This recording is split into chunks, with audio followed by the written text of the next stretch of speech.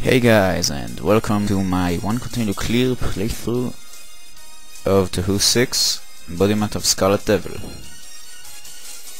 I have only managed to do this about a week ago. As you can see, the replays here go from pretty much last year. I've been playing this game on and off for a while. I always play with Marissa B. Her playstyle fits me more, I guess. I can't say that I'm proud of this replay. I've made some extremely idiotic mistakes, but I did it, so this is the replay you'll get. Maybe when I finish hard I'll be able to show you a better replay. For now, that's what we have. Stage 1 starts off with a very easy, very light wave of fairies.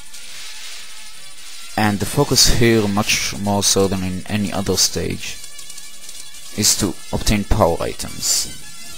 In every other stage, including most of stage 2, my focus will be to get as many points as possible.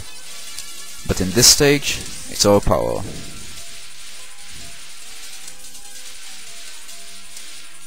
What I like about stage 1 in Touhou 6 is that it has barely, if any, it's really short. And I like that, because you're probably gonna be playing it a bunch of times, trying to get that one perfect play.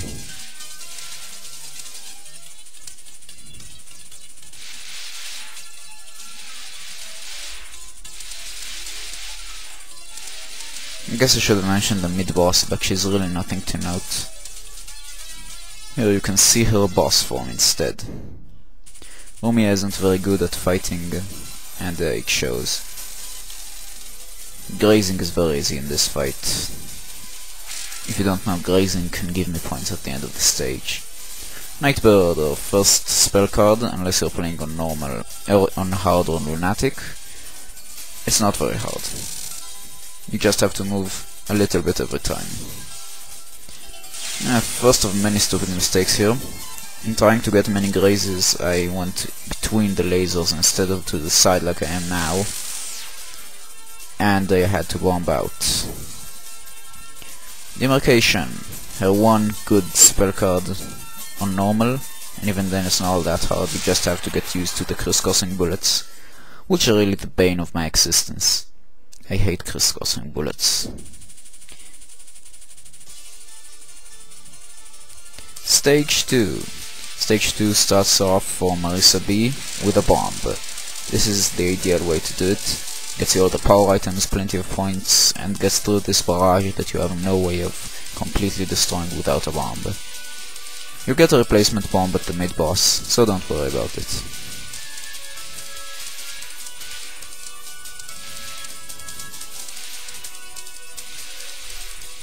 This first section is really just a breather. The mid-boss is relatively simple.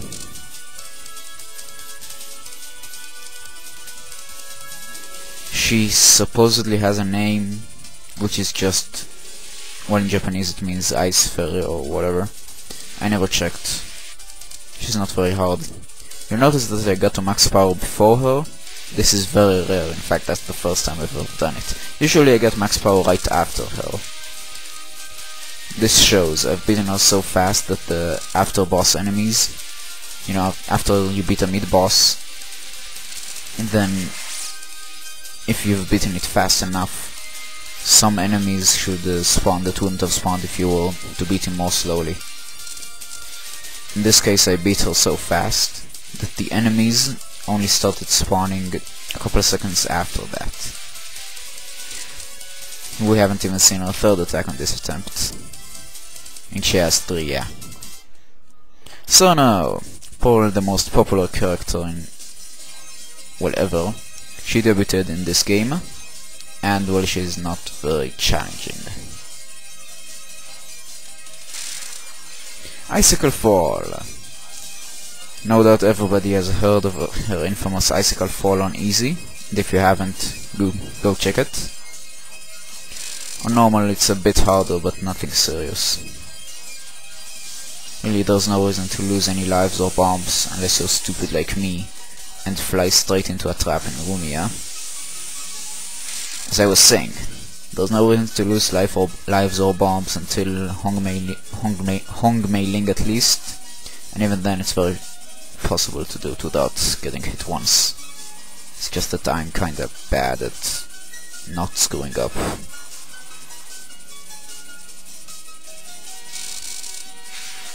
Diamond Blizzard. A final card, but it's not very hard to dodge. I seem to have a knack for dodging huge wads of bullets that aren't too fast and aren't crisscrossing. You'll notice this in several other places, most notably the books in Stage 4. I've heard people say that they are very hard, but I don't find them tough at all.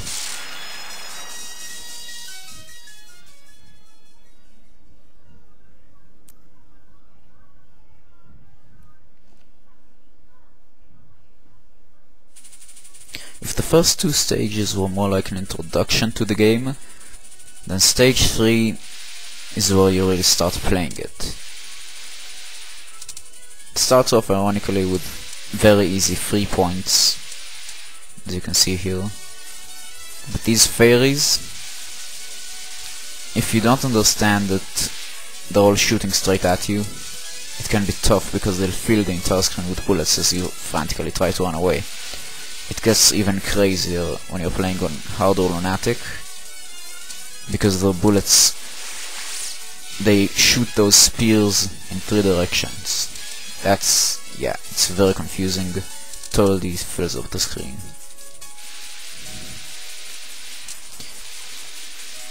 From part 2 of Stage 2 onwards, my sole focus is getting points. I don't do this for a high score. If I did, I would have played with the normal amount of lives and bombs from the start. I've started with, what is it, 4 lives, 3 bombs. My score gets reduced to 1/5, which is the addition at the end of the stage. It gets reduced to 1/5 of what it should be because of this. The mid-boss isn't notable at all. Gorgeous with flowers, pitifully easy. On Hard and Lunatic, she uses Selaginella 9 instead, and that's pretty hard.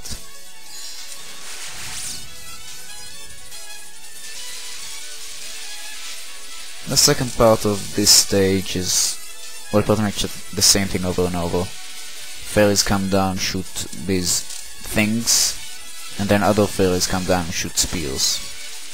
That's all there is to it. Oh, also 3 points. Don't you love 3 points? If you don't know, when you get to 10 million, 20 million, 40 million and 60 million points, then you automatically get a life. Mid-boss. Boss. Hong Mei Ling, or as she is called in this patch, Mei Rin, or as she is called by the fandom, China, is the first really challenging boss. This is due to a couple of attacks used at the end of the fight. Most of the fight is, well, simple. This maze attack can look dangerous, but just stay at the back and move slowly, and you can easily move through it all. Great for grazes too. This is probably my least favorite attack. Those fairies can really screw you up. And with Hong Mei Ling at the background shooting random bullets, yeah, annoying. Thankfully it's not too long. This attack is probably one of the easiest that she can use. You barely have to move to dodge it. It's a bit better on harder difficulties, but even then. Colorful Rain. Not all that tough if you stay at the very back, but you can still get into random spots that force you to use bombs. Or you can die stupidly like I do. Fortunately, I did remember to use a bomb.